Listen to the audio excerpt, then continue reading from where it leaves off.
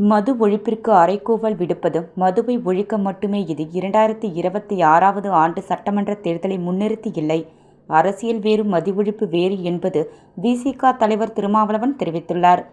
தியாகி இமானுவேல் சேகரன் 67வது ஆண்டு நினைவு நாளை முன்னிட்டு விழுப்புரம் நாடாளுமன்ற உறுப்பினர் அலுவலகத்தில் விடுதலை சிறுத்தைகள் கட்சியின் தலைவர் தொல் திருமாவளவன் இமானுவேல் சேகரன் புகைப்படத்திற்கு மலர்தூவி மரியாதை செலுத்தினார்.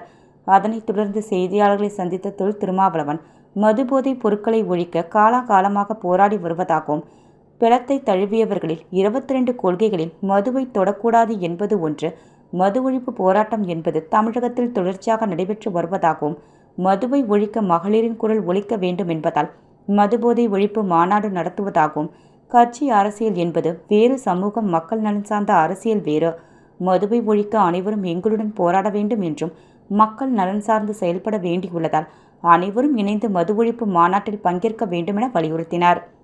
திமுகவிற்கும் அதிமுகவிற்கும் மதுவை ஒழிக்க வேண்டுமென்ற கருத்துள்ள போது படிப்படியாக ஏன் தமிழகத்தில் மதுவிலக்கை கொண்டு வர இயலாது என்றும், இந்தி திணிப்பு, நீட் எதிர்ப்பு போன்றவைகளில் தமிழகம் முதன்மையாக இருக்கும்போது தமிழகம் ஏன் மது ஒழிப்பில் முதன்மையானதாக இருக்கக்கூடாது என கேள்வி எழுப்பினார்.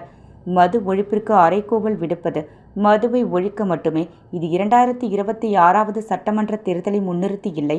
அரசியல் வேறு, மது ஒழிப்பு வேறு என்பது திருமாவளவன் விளக்கம் அளித்துள்ளார்.